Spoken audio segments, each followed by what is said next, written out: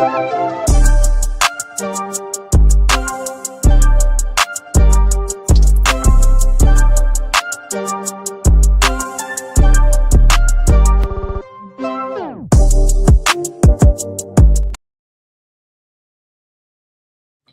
everybody. Welcome to Destination Joy, Flourishing After Cancer. I'm Doc V, your host. Um, this show is for cancer survivors and the people that love them, just to share inspiration and hope as they deal with their cancer journey. No one wants a cancer diagnosis, but being a cancer survivor myself, I know it totally changes your life. But it doesn't just affect the person diagnosed, it impacts their family. And so tonight's show, we're going to hear a different side of the cancer journey, a wife's perspective. On my fourth episode, I introduced you to Bernie, and he was currently going through treatment for colon cancer. And he shared a lot of good information, particularly about how to deal with the medical team and how to interpret all that medical information that they give you. So if you haven't seen it, go back to episode 4, and he gives some really good tips. But tonight we're going to meet his wife, Allison, and she's going to share with us what it's like to love someone through cancer. So grab your seats, text your friends. I will bring her to the stage and we'll get started.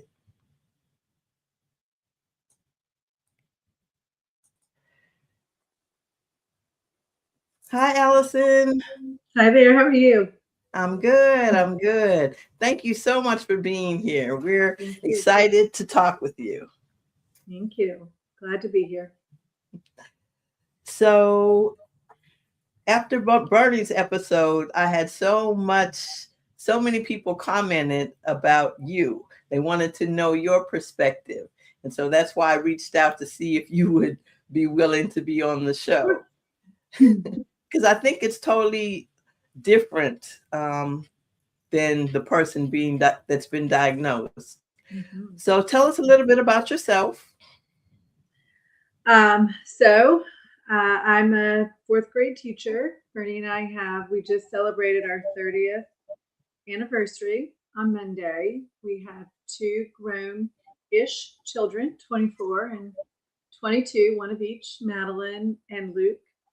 And, up until that diagnosis, and we still are just a normal family, but up until September, we were really a very normal, just family going about our business until that just kind of rocked our worlds. Yeah.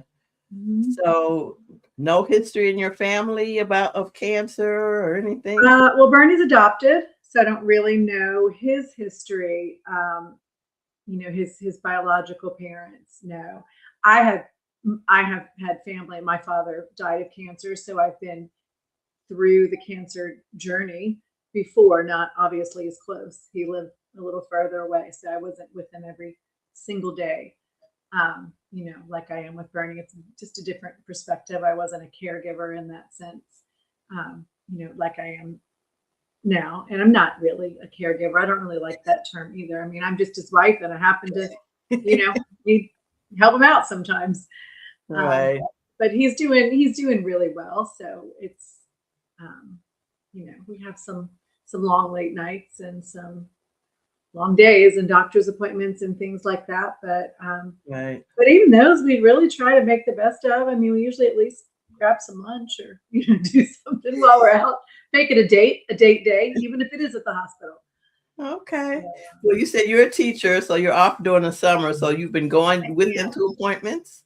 I'm off. Yeah. So I'm off during the summer. So I've been able to go to every single appointment, no matter if it's a scan or a chemo or no matter what it is, just check up or follow up. So that's been really, really nice. For me, I don't like, I'm assuming for him too, but when I'm in school, it's really hard not to be there. I feel like my mind's not at either where it needs to be. Right. Sometimes so the summer's really, really nice. I'm about halfway through summer now and already dreading No, not it going goes back to fast. school because I love that, but dreading not being able to be here for him every appointment and Mhm. not to be there for him, but to also get information and just to be there. Yeah. Yeah, I can imagine getting firsthand information is better than hearing it filtered through his perspective. Yeah. And sometimes it's just nice to, sometimes I have to, wag my finger and remind him what the doctor said that he needed to do, even when he thinks he might know better or otherwise. Okay. Well, when we spoke with him, he was finishing up his chemo, but he had to have more. So he did, yeah. When he finished, so his started with some chemo and then some surgery and then some chemo. And then we were hoping we were going to close that chapter, the chemo chapter. As it all turned out, that chemo wasn't completely effective. It's not that it wasn't effective at all, but there's still things there that we don't want to be there. That that particular chemo didn't do the trick. So now he's on a different chemo. So I mean that was kind of a blow, obviously, to have to start chemo again. But Yeah. so he's done that 2 rounds of that chemo, and it has some different, not so fun side effects. It doesn't have some of the bad ones that the first one had, but in its place, it has other bad ones. It's chemo, so Yeah. But I some can things don't imagine bother him that did, and some things do bother him that didn't. So yeah. that y'all were pretty hopeful that the first round of chemo would have been successful. So it's kind of disappointing, huh? Well, it is, and then the scans, the scans showed up in a couple different places. Some things lit up that we didn't know going into it, and we still don't really know if maybe they had been there all along, and so maybe they did shrink, maybe they did get better. We don't know, or get smaller. We don't know if they were already there at diagnosis. When he was diagnosed, it had already metastasized, so it was already in his liver, and that's what they were really concerned about because he had a pretty Right. large mass in his liver, and so they operated and removed that, and then a part of his colon. But then later, when we had follow-up scans, a couple little spots showed up, like one on his hip and one in a muscle in his abdomen, and just a couple. There's one on a lymph node. So obviously things that are not good. But we don't know if they were already there too. Right. So we just don't know. But either way, the 12 rounds of chemo did not get rid of everything that we needed it to get rid of. So Yeah. here we are. Okay. Yeah. Well, can you take us back to that day when he was, I guess, at the doctor's office or hospital, and he texted you that he had cancer? Yeah. Let's just start with don't text your spouse. Let's just start there. He was trying to get in to see a doctor.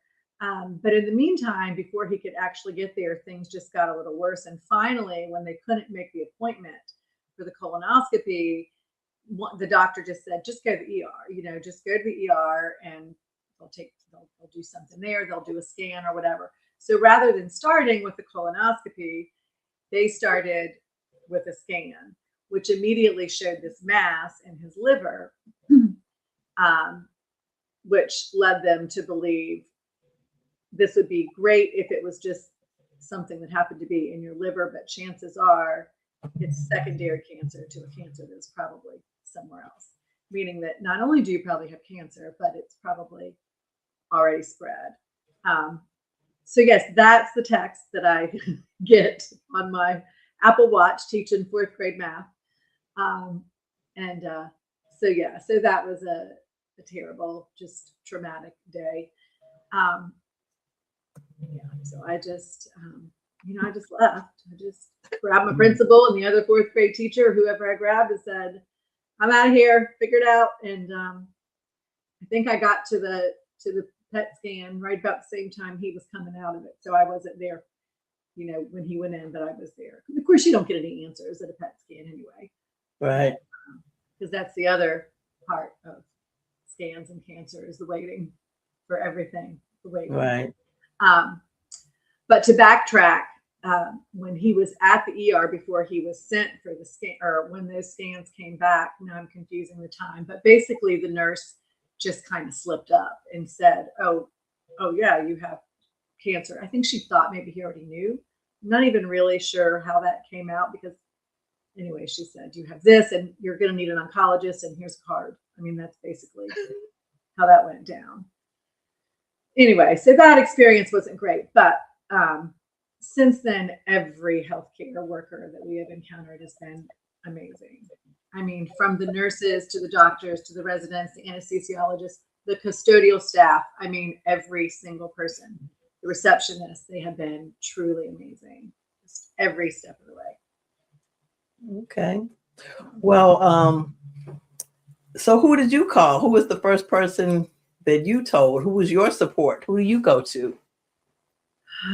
Well, the first person I probably told was either my principal or the other teacher who I said, please take my class while I run out. Because you had no idea, right? And I didn't really have an idea. Not really.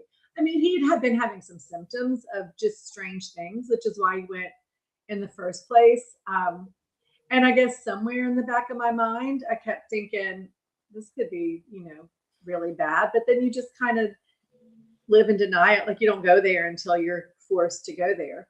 So yeah, we hoped it was just a liver of some weird thing that wasn't cancer, but as it turned out, it was. So yeah, so once I got past that, I'm sure I came home and called a couple of my friends. I'm sure it would have been Tammy and Paige. And from your last, when you spoke with Bernie, he had talked about his friend John, who had cancer, colon cancer, the same diagnosis. So he and John are really good friends. We're really good friends. John's wife, Tammy, and I are good friends, Okay. So they had been going through this already. John was probably maybe he had been diagnosed maybe 3 years ago.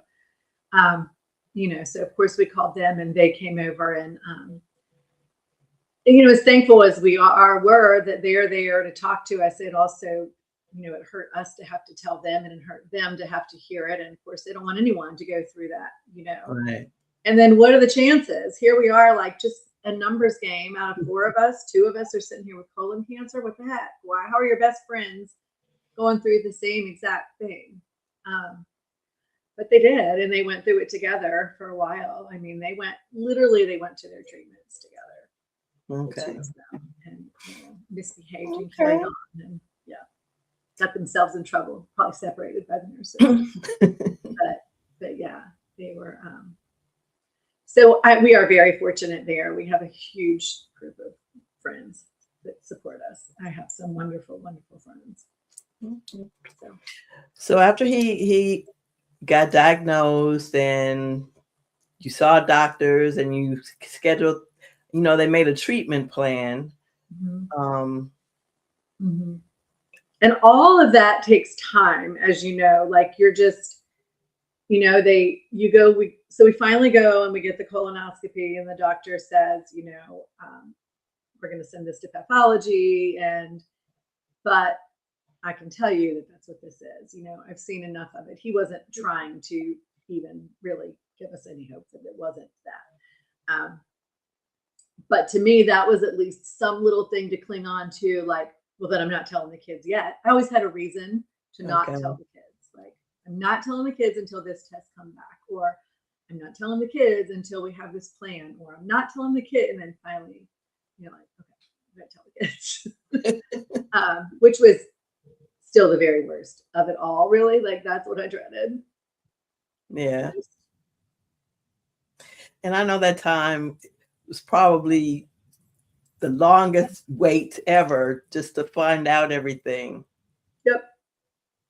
And even though it's some kind of comfort that, okay, now we know what it is and we can deal with it, but that still hoping that that's not what it is, right? Oh, for sure. For sure. And then once you have a plan, then you have this whole new like, okay, well, this is what we're going to do now. Like, this is it. I mean, when you first hear the diagnosis, it's almost like you feel like, well, that's just it, you know. Well, I mean, it's not just it. Obviously, it's not just over right then at diagnosis. There's a lot to do, a lot of work. So yeah, but the from the time you get the diagnosis until the time that there is a plan, that was a long, long stretch. And when you know, like, okay, this cancer is growing in my body and we haven't started doing anything yet about it, that makes you a little crazy. Um, so anyway, so once we had a plan, then we told the kids, and then we start to, feel a little better that at least something's happening. Yeah, you're And doing then even something. the plan changed, and then we met with a great surgeon just kind of by chance of a family member who knew him, and then we saw him. So then that plan changed. It was going to be the chemo and then the surgery, and then it ended up being chemo, surgery, chemo, and anyway, it was a huge surgery, a 10-hour surgery. It's a big deal surgery. And So then you're hopeful after that it's just gone. The doctor tells you for at least a day anyway. You don't have surgery today. I mean, he doesn't have cancer today. Um, but so but you stayed in the hospital. Was that when you stayed the week at the hospital with them? yes, we did. I never left not for 5 minutes did I leave that hospital. I kind of thought maybe when things would settle down, maybe I would, go home and like shower or something. But it was a big deal surgery. I mean, he really needed, even just to reach for something was a big deal. So I just felt like I just couldn't really leave. And as wonderful as the staff was, I mean, they were great, but you don't want to call for a nurse every time you have to, get a drink of water or just anything. So yeah, we stayed there for 5 days. We eventually walked around down to the Chick-fil-A or something, and that was our big date night at the hospital. But yeah, But probably if you had gone home or something, you'd be more worried. So being there with them. that's what I couldn't leave. It wasn't about him saying, "Oh my gosh, don't leave." It wasn't like that at all. It was just I would have gone crazy. I mean, I would have. I didn't want to be. I didn't want to miss. I just needed to be there. It's just where I needed to be. Yeah, exactly. So yeah. So I know you said that having John and Tammy was a blessing, but John apparently, his outcome was not what you wanted. So No, it wasn't. how did that impact you and Um, so that was awful, obviously, and it was. It was awful because we lost our dear friend. It was also awful because now Bernie's sitting there with the same diagnosis. John had some complications, so I still don't. I mean, yes, they were all due to a cancer diagnosis and probably chemo and radiation and all kinds of things along the way. But I mean, in all honesty, his cancer was fairly stable when he died. It was just kind of a snowball effect of a lot of other things that happened. So I guess not that makes it any better at all, but it doesn't really feel like it was the cancer at that point. yeah, But also, it doesn't really matter. It's because it's not always the cancer. It can be chemo or an illness or pneumonia or whatever else, which is really in the end essentially what happened to John. But would it have happened had he not had that diagnosis and chemo and radiation and a weakened immune system? Probably not. So yeah. So how did that affect you and Tammy's relationship? Was she not wanting to be around you or here, or did you not want to reach out to her because of her um, situation? well, I wanted to be there for her all the time, and we still make sure she's with us all the time, and we're still together. There was a time though that I would not want to tell her when things were going on with Bernie. Like I didn't want it to be a constant reminder, to make her more sad than she already was after just Right. losing John. But then I eventually, told her about that, and she's like, "Well, no, you need to tell me what's going on," because she could also, I mean, she has a lot of great insights, and she's a nurse, which is also helpful. But she's knows a lot. She's just a great resource, not just a great friend, but a great resource, and can calm me down when I think this is like some awful thing. And she's like, "No, it's probably not. It probably needs an antibiotic, and it'll be okay." So yeah. Mhm. So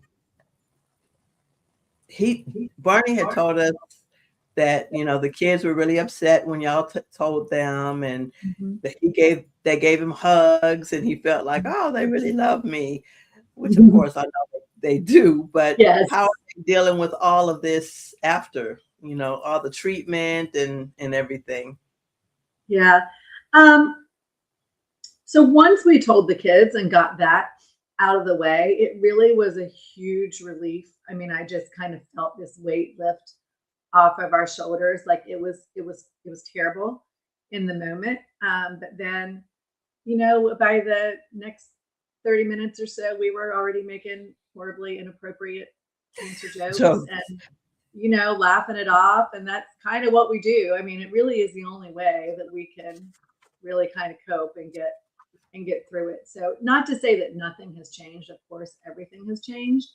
Um, but I try not to we just don't talk about it that much in front of the kids or with the kids, or it's just not the center of our lives. Like he has cancer in his body, and that's we're still doing everything that we're doing. He doesn't feel well all the time, and but we try to just kind of do what we can do without just making them just see it and be sad all the time.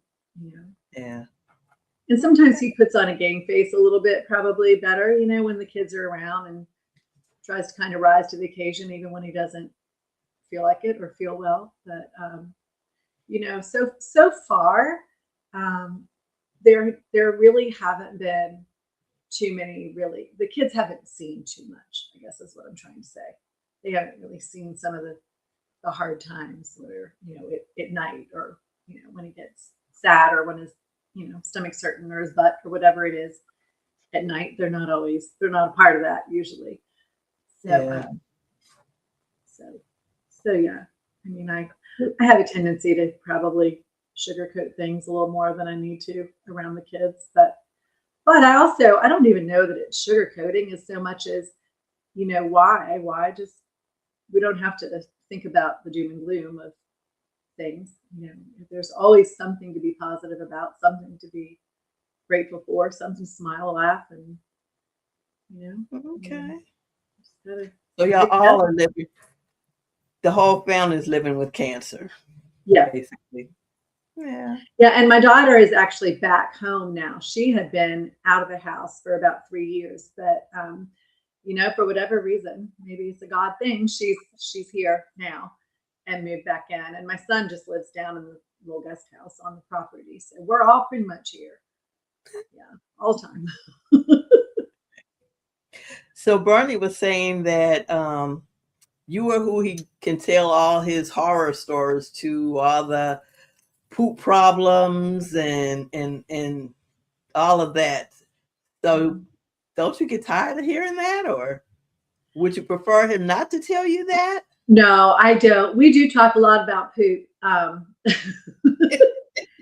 But no, no, I mean, I don't. I just feel like that's just a part of our lives now, And again, we might joke about it, and you know, it's just a part of our day. It's not our whole lives. It's just a part of it. Like poop today. Did it hurt? Did your butt hurt? Did you have diarrhea? Did you have this dumb chart? Was it a 1, a 4, a 7? Whatever. And then that's the end of it. It is Yeah. what it is. So I know I'm part of several of the Facebook groups, and on one of them the other day, somebody posted something like, this came out of me. What is this? And people started talking about poop. And then I was like, it's just crazy that now we can tell you the consistency and the color Yes. and everything. Who Yes. knew Yes. that we He cared has so not much actually, I about haven't poop? actually looked at it, and there have not been any pictures shared with me. But he does go into great detail. So but no, I haven't actually seen the pictures of the poop or his butt or any of the other ailments. Uh, so, but yeah, Yeah. I mean, it's just that's what But it I can is.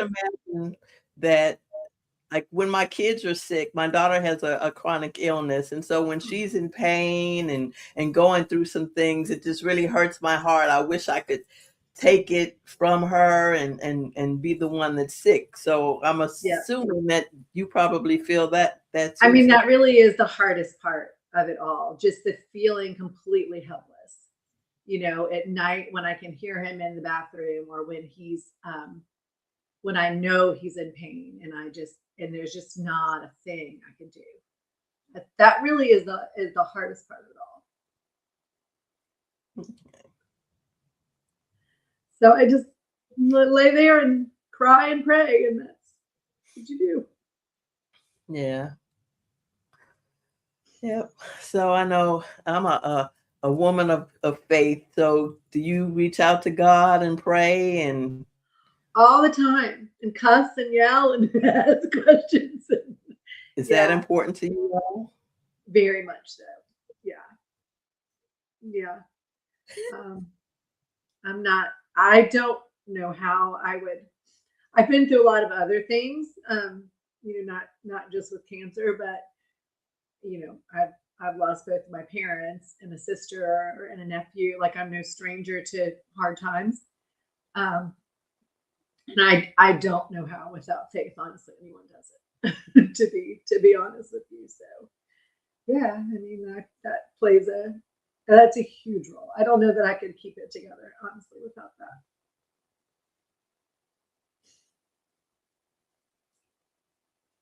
Yeah. So do you ever let him see you when you're upset, or do you Um, feel like you gotta protect him from that? yeah, I Or can't did I lose say you? if he watches this video, which he probably will, that'll probably be the first time he's really seen me cry over it. Because I don't. I mean, not that I haven't ever gotten teary eyed. I do, but I do feel like I need to not be the one that's sad. Like I feel like I do need to protect like everyone's feelings and put on a game face. So that's what I do. I cry in the car, in the Yeah. bathtub when I'm by myself. Other than that, I try to keep it together. Okay. So I know that Bernie In talked church, about, I having. cry in church, like ugly crying in church. I mean, that is where I lose it. And sometimes in Pilates, I'll just comes out of nowhere. But no, in front of him, I really do try to keep together. Yeah. Yeah. Well, he talked about, because he has the port and the cord, all of that, he doesn't like you to look at him with all that stuff. But does that matter to you? It doesn't. It doesn't, and it doesn't matter how many times I say it. He doesn't believe it probably. Um, and he was. I mean, honestly, I think he was a little self-conscious for whatever reasons. I mean, he didn't ever need to be, but before any of this, and so now I think he even is more concerned about he just wants to be the big, strong, you know, tough guy, and he doesn't want to lose weight or feel weak or have a port or tubes or whatever. But I can say it till I'm blue in the face, and I could not care less about that. That is this so not even important to me on my scale of things that are important to me. That doesn't even register. Yep, I can imagine. It's like, so what? But I get it. I mean, if I was if I had a cancer diagnosis and maybe lost all my hair or something, like I understand that I just wish he understood that just doesn't, Yeah. I feel bad that it bothers him, but it does not cross my mind. It doesn't bother me one bit. Yeah. Well, he talked too about how cancer has given him the gift of being present and being aware of, the blue skies and the green grass. So Mhm. has that changed your relationship? I think so. Yeah, I think so. You're never going to hear me say, "I'm so glad we had cancer." Like Well, of that's course. just never going to happen. But I have heard him say that there are times when he has been glad or thankful or grateful that not that he had cancer, but that he had a reason to just slow down and just appreciate every little thing that we can really easily take for granted all the time. And just be a little nicer. Not him, just anyone, everyone. We should all just live like we have a cancer diagnosis, honestly. You know, Yeah. everyone's just a little sweeter, a little kinder, a little more thoughtful. We take more time to check on each other. All the things we should really just be doing as humans anyway. Yeah. So,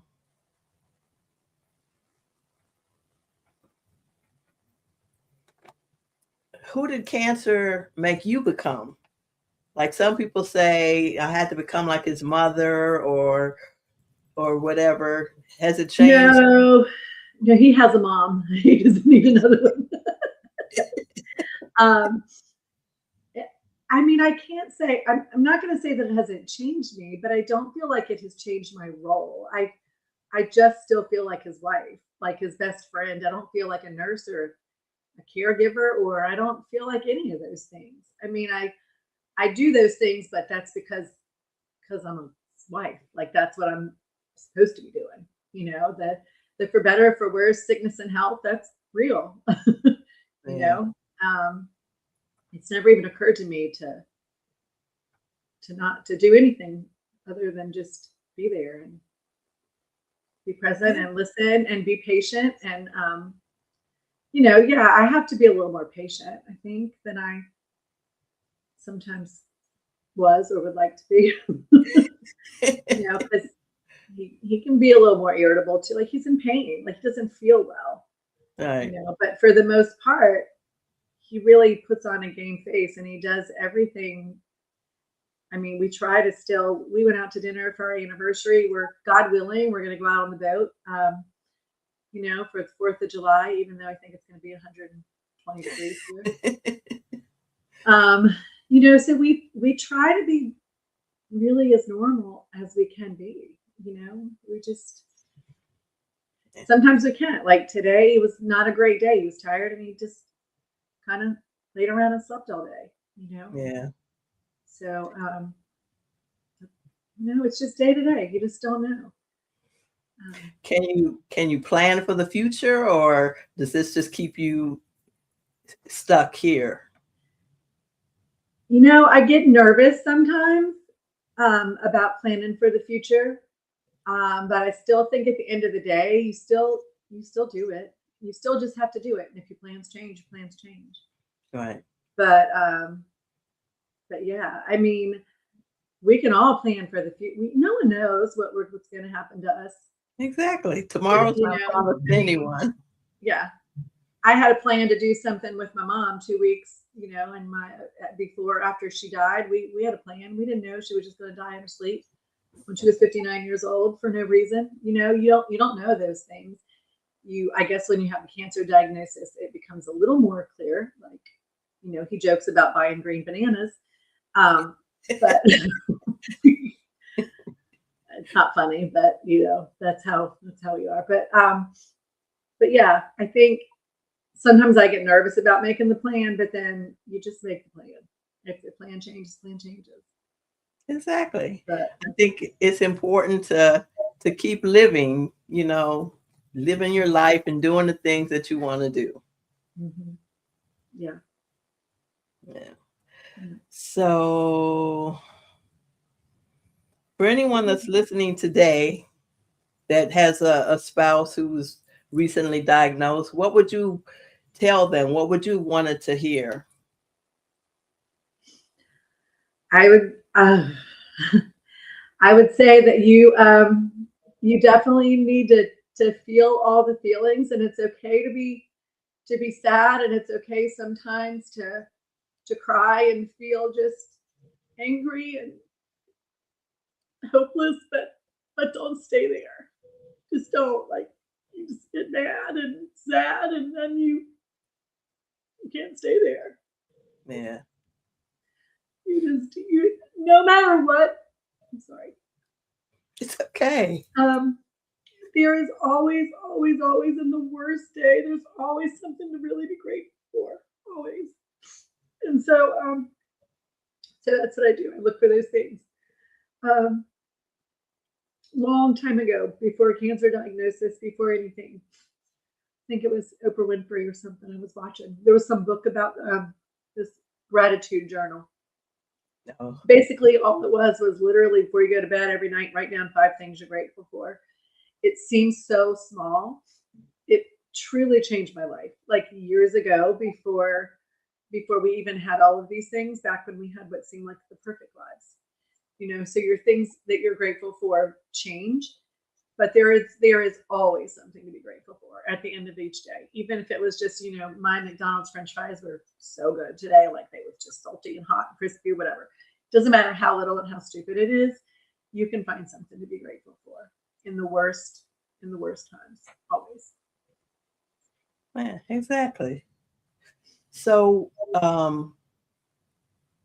I know John said that he has the close-knit, Bernie said that he had close-knit friends like John and other people that he allowed to support him. But what would you tell, the friends and family? What's helpful?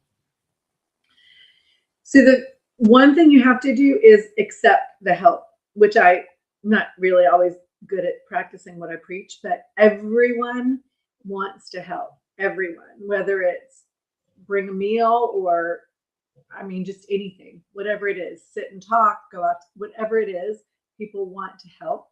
And usually I'm just say, oh, I'm fine. It's fine. We're fine. Everything's fine. People will just joke at me because that's what I say all the time. But truly, your friends feel a little bit helpless too. So when your friends are wanting to help and do things, just let them. Just lean into that and let them, because it makes them feel good too. Like I know that, when my friends are having a hard time, I want to be able to help. So, and I don't like when they say, "Oh, I'm fine. It's fine." We want to be able to do something. We feel better if we do. So, I'm not even sure if I'm really answering your question or what question it was. I can't remember. But yeah, lean in on your friends and let them help, and cry and yell and do whatever it is that you need to do. But again, like, don't stay there. Move on. Have a bad few minutes a day, and that's it. That's all. You can't stay there. Okay. And I don't know. I will say, as far as being grateful, I don't know how people do it that don't have friends, that don't have family, that don't.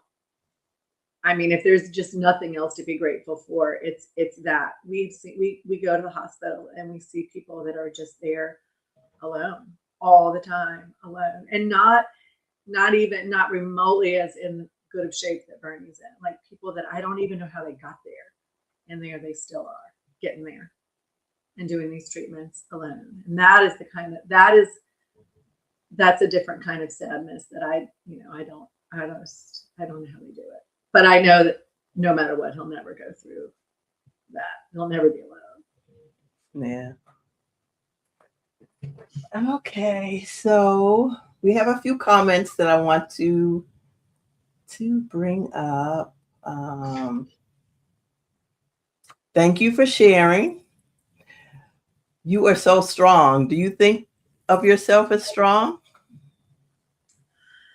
It's funny. People do say that, and I guess you don't really have a choice. Like, damn, I don't really feel like being strong today. So I don't really I don't really feel strong. I feel like sometimes again that it's just honestly like I'm not a strong person, but I have a really strong God. Yeah. Yeah. Faith is what helped me through it. You have to have hope. When I was telling my story, I said if you allow doubt to creep in, then it makes it so much harder. So you have to believe that um, whatever I have to go through, it's going to be what God wanted for me. Mm-hmm. And I you don't have to know why he wants. I think that's the struggle. Like, but why? But the why really doesn't matter. So in all of this, that has definitely been the hardest part for me is the whole God's will thing because it's not always my will, and I'm learning to understand like I'm not in control of this, and I don't really necessarily like that, but on the other hand, it does take some of the weight and some of the anxiousness and some of the worrying when you realize like this is not anything I can control. Um, so you just have to do your best every day and have faith. I mean, that's really at the end of the day, that's all there is. Yeah. So I wanted to put this picture up of your kids. Oh, So you say they're 24 and 22? Madeline's 24 and Luke's 22, and that's Ozzy's head that looks like it got cut off there in the picture. But yeah. So you said that like Madeline's back home and your son is right up the street. So do you think this diagnosis has made them want to stay close? Did they have plans to go off? We've always been close, and they work around here, so they didn't have to really. In fact, Luke works for Bernie, and Madeline works nearby. So as far as them having to rearrange or change any of their plans or do any of those things, that hasn't really affected them in that way. But I do think they're glad to be close. I think Madeline may never really admit it or say it out loud that she's happy to be back living at home, but I think she is in this time. And I can tell you that she, over this last year, has really come a long way in her faith too. She was just baptized on Father's Day. And so, at a time, I think where some people could turn away from faith, this I think has brought us closer, and Bernie too. He still has some work to do. God's still working on him, on all of us. But I will say that I have seen that we have all worked on our faith a lot since this diagnosis. Yeah, for sure. Okay. And then this one, I said it's one diagnosis and 2 lives changed. So yeah. And it's not 2 lives changed, to be honest. It's so many lives. We have so many friends. His mom, I you don't want to probably do a podcast with his mom, but just kidding, Linda. She would love to do that. But it's as a mom, like I can't even wrap my brain around that kind of pain. I mean, she's not here every day, but she still is mom. Like that's still her baby. So and he struggles with that a lot. He'll say he stays really, really positive most of the time, but he'll say things like, I can't die before my mom. Like I can't leave my mom. It's just so yeah. So it's I love the title of the 2 lives, but in all honesty, it's a lot of lives. It's kids and our friends, and it's a lot of people's lives. But I think that's what people forget is that it's not just the person that was diagnosed. It No, affects so many people around you. I'm sure even your coworkers, your principal, because they love everyone. you and they care about you, and so they hate to see you going through that. Yep. Um, Yep. so, Yep. but you have a beautiful family, Thank and you. it's so nice to hear that you all are close and that you have a strong faith, and we'll just keep praying and believing that everything's going to turn out well. I appreciate that. Thank Okay. you. Um, so what was I going to say? Oh, I know Bernie had talked about the Bahamas trip, all of that being a bucket list thing for him. So do you have things that you want to make sure that you all do that you want to do now because of the diagnosis? I want to do whatever he wants to do right now. That is not something you would have probably heard me say this time last year. But yeah, I mean, we have. I would love for him to get back to the Bahamas. I would love to. He talks about wanting to get a mountain bike or wanting to go ride horses in the Rocky Mountains or whatever. Now, has that been a lifelong dream of mine to ride horses in the Rockies? No, but if we could do that, if we could make that happen, then heck yeah, that's my new bucket list would be to ride a horse in the Rockies. There are all kinds of things you're probably willing to do after a cancer diagnosis that your spouse wants to do that you may not have been willing to do before. So yeah, my bucket list changes. But yeah, I hope we can do any of those things. I mean, and it changes just from big bucket list just a little. Like right now, we're just hoping to get down to our boat that's an hour and 20 minutes from here. Oh, for the 4th of July. Because today that seems like that might not happen. Yesterday it seemed like, oh yeah, it'll be fine. You don't know. Like you just don't know. Any given day, you don't know how you're gonna be feeling that day. Yeah. So yeah. Yeah. Yeah. Well, I'm sure it's difficult on everybody, but you all seem like a really good family, and you joke with each other and make the most of it. Yes. Horrible jokes. I wouldn't even tell you the jokes that my daughter in particular and my husband, like they're not funny. They're funny, but they're not. If anybody else saw them and heard them, they would think we had lost our minds. So that's how they get through. So cope how you can, I suppose. Okay. Well, I appreciate you being here and Thank you. sharing your perspective. Is there anything that you think is important that I didn't ask about or that you want to share with others?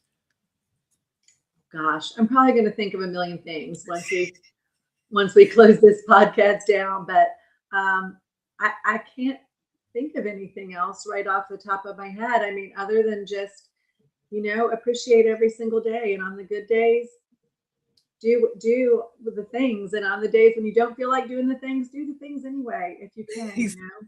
You may not feel like getting up and taking a walk or whatever, but if you can do it, do it. Do it. Make the phone calls, call your mom, hug your kids, do all those things every day. Yeah. And don't wait until you have cancer to do it. Yeah, exactly. All right. Well, thank you, Allison. Thank you. I wish you all the best, and Thank you. I'm You probably too. going to contact you all for a follow up in a few months to see how Bernie's doing, and maybe I have would you love all that. both for one together. Okay. Sounds good. All right. Well, take care. All right. Thank you. You too.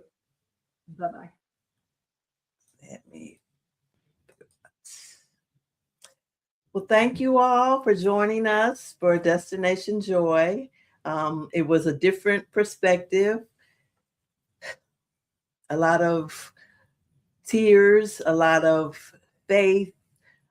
Cancer has a wide impact, and I'm just grateful that Allison was willing to come on and share her side of the story. As you hear, she and Bernie, their family, they have an amazing family, and just let's continue to pray for them and hope the best for them. And I will see you next episode.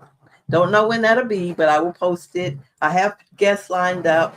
I'm still reaching out to others. So if you know someone that has cancer, has been impacted by cancer, a caregiver, a mother, a father of someone with cancer, have them reach out to me. I think sharing your story is helpful for others, and it's also helpful for the person going through it. So contact me at Destination Joy on YouTube. I'm Dr. Vivian Clark on Instagram, and also on Facebook. I have Vivian Clark and Destination Joy. So reach out to me. All right, everybody. Have a good night. See you next time.